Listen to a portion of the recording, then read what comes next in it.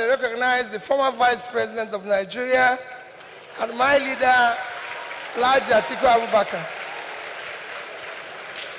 All other protocols duly.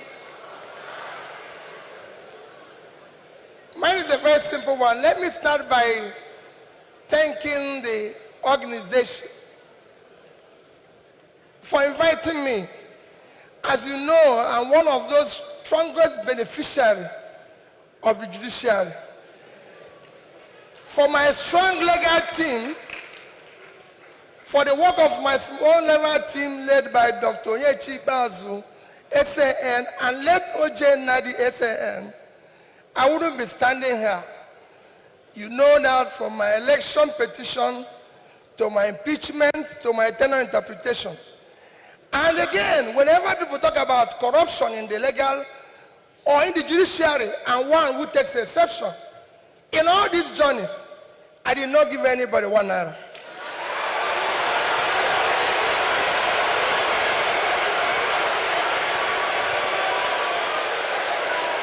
So for me,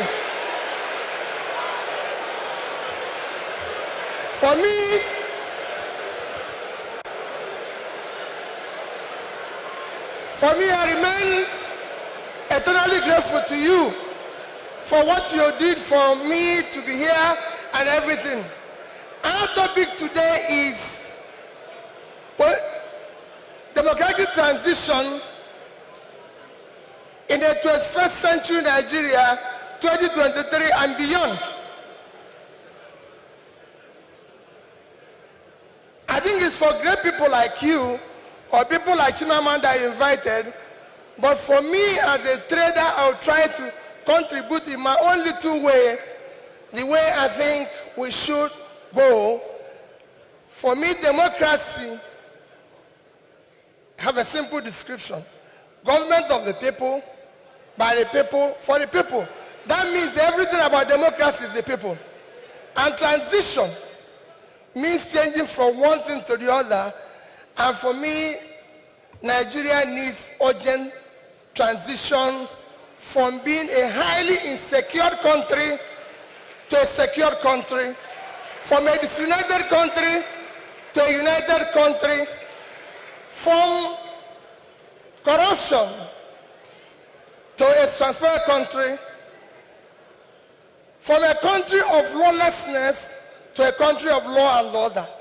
But in all this, it is important that we look at where we are today for people to understand the gravity of the journey we are going to take if we are going to transit. Where are we today? Nigeria have qualified to be a failed state. We have met the 2 or 3 biggest characteristics of a failed state. Number 1 is when you're no longer in charge of your territory. Today, we are among the top terrorized countries of the world. We are among the top kidnapping countries of the world.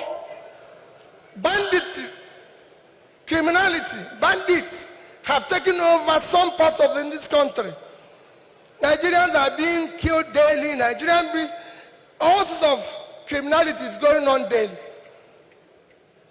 Even our most important source of foreign exchange revenue, oil, is today 80% stolen. That shows how bad it is.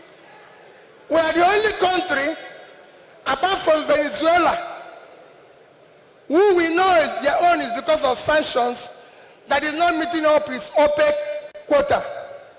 Every other country is begging for increase, but Nigeria is not meeting up its own. And you wouldn't believe the quantity that is missing. In July alone, our total average, our quota is 1.8 million. In July, our total average was 1,083,000 barrels a day.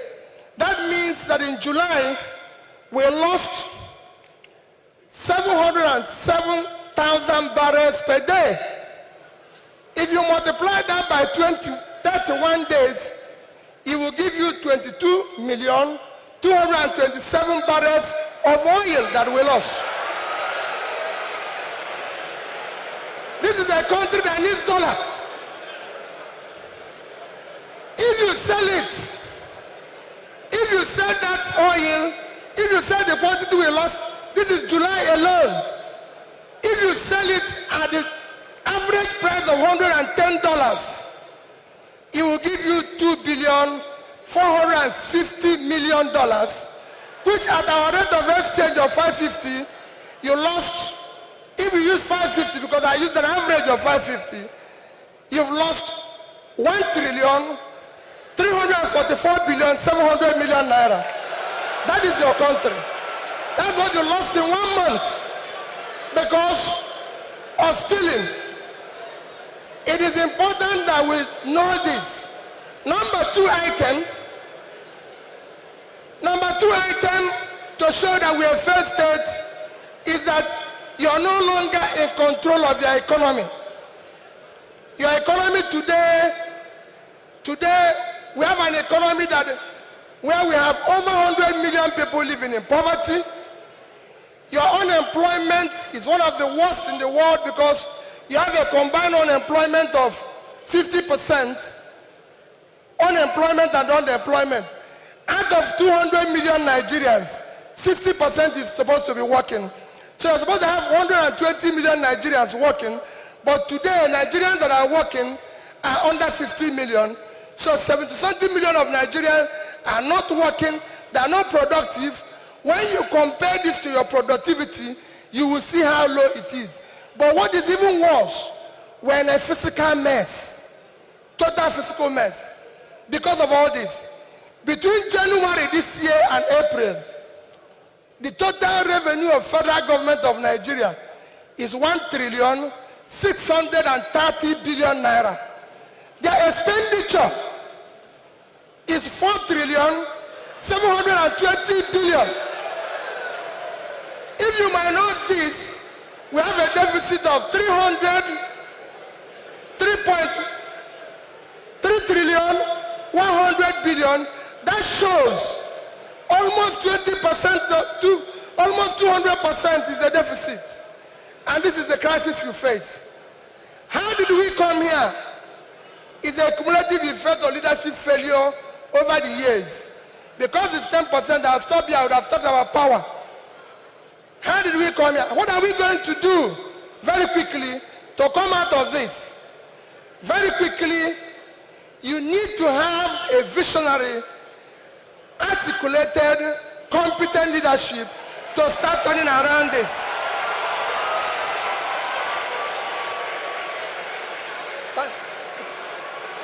So next year, the time is up. I'll take it there. Now next year, the election you're going to have next year will not be about, remember, it is not about tribe, no religion, not connection, not entitlement. It must be election about character, competence, capacity, and commitment to deliver.